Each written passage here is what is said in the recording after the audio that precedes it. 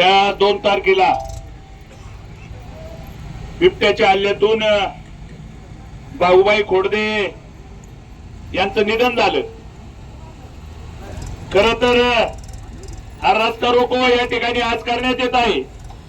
प्रशासनाने याची खरी दखल घेतली पाहिजे की आज दिवसा ढवळ्या जर बिबट्याच्या हल्ल्यातून एखादा जीव जात असेल तर ही गोष्ट या ठिकाणी किती संवेदनशील आहे याचा खऱ्या अर्थाने प्रशासनाने या गोष्टीची दखल घेतली पाहिजे।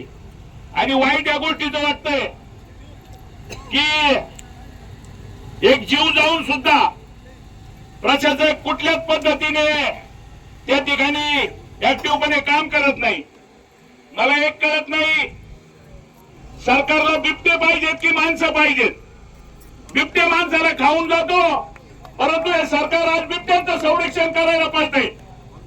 मग तुम्ही एक विचार करा, जर एखादा बिबट्या माणसांनी मारला, माझं या ठिकाणी वन खात्याला या ठिकाणी मी आवाहन करतो, जर उद्या आम्ही एखादा बिबट्या मारला तर तुम्ही त्या माणसाला माफ करणार आहेत का? तुम्हाला जर माणसांपेक्षा बिबटे पाहिजे असेल तर आम्ही या ठिकाणी त्या पद्धतीने निर्णय घेऊ।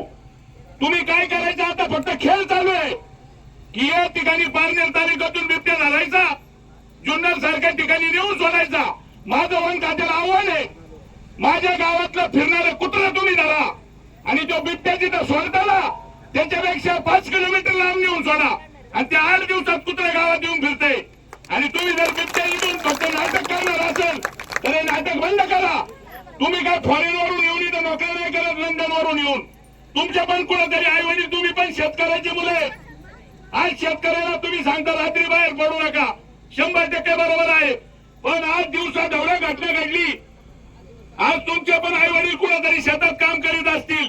मुळात आम्ही कमनशिबी पठारावर जन्माला आलो, आम्हाला पाणी असतं 6 महिने, एक पीक निघता कुठेतरी शेतकऱ्याला ते पीक शेवटाला नेता पाणी पुरत नाही आणि लाईट देते गव्हर्नमेंट। आता दिवसा 8 तासाची 6 तास केली, त्याचे वाटोळा 2 तासाला ट्रिप होती, ती लाईट भरणे होत नाही।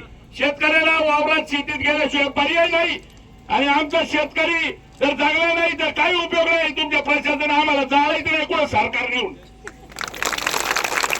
आज तुम्हाला सांगतो, आमचा आधी वन मंत्र्यांना पत्र दिले, काल जुन्नर मध्ये घटना झाली, आज पारनेर मध्ये 30 घटना आहे। दिवसा ढवळ्या बिबटे दिसत आहेत शेतकऱ्यांना।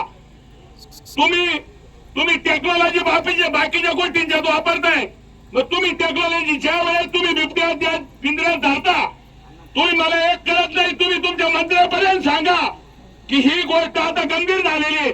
तुम्ही कॉलर का लावू शकत नाही बिबट्यांना? कॉलर लावू शकता ना, जीपीएस कॉलर लावा, तुम्हाला कळेल का तुम्ही सोडलेला बिबट्या कुठं आलाय। टेक्नॉलॉजीचा वापर करा ना, टेक्नॉलॉजी कुठे गेली? पण हे जर प्रशासनाला गव्हर्नमेंटला लोकांना फक्त जर येण्यात करायचं असणार आहे तर हे आम्ही खपवून घेणार नाही।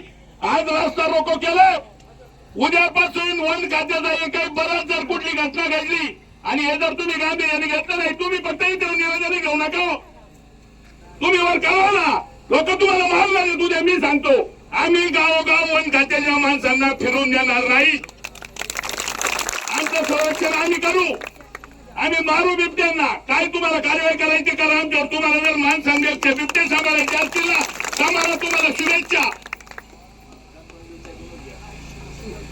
या ठिकाणी एकच प्रशासनाला विनंती करतो, सगळ्यांच्या भावना खूप तीव्र आहेत, याचा तुम्ही अतिशय गांभीर्यपूर्वक विचार करा आणि जी कार्यवाही असेल ती करा।